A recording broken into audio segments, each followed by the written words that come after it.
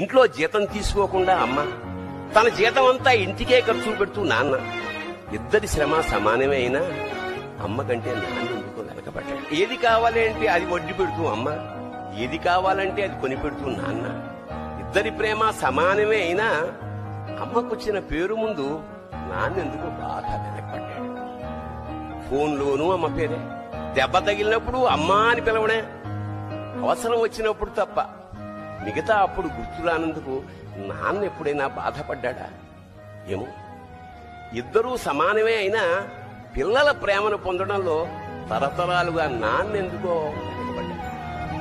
అమ్మకి మాకు బీరువా నిండా రంగురంగుల చీరలు బట్టలు, నాన్న బట్టలకు దండెం కూడా నిండా. తనని తాను పట్టించుకోవడం రాని నాన్న ఎందుకో మాకు కూడా పట్టదంత వెనకబడ్డాడు.